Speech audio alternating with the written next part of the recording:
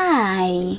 In front of me is Honor 70 Lite, and today I would like to show you how you can apply Apple layout on this Android.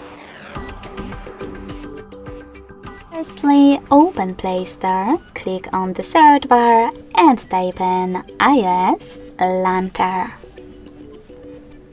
Then get this app from this developer, and when it's ready, open it.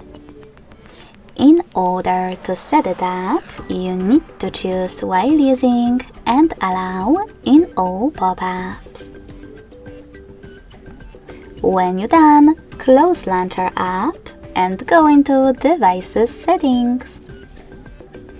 In them, you need to scroll down just a bit, click on Apps section and select Default Apps.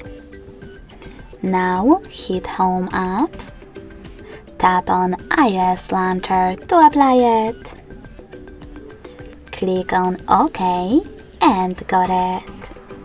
So when I do that, as you can see, Apple layout was applied successfully on my device. Thanks so much for watching. If you enjoyed this video, don't forget to leave a like, comment and subscribe. Bye!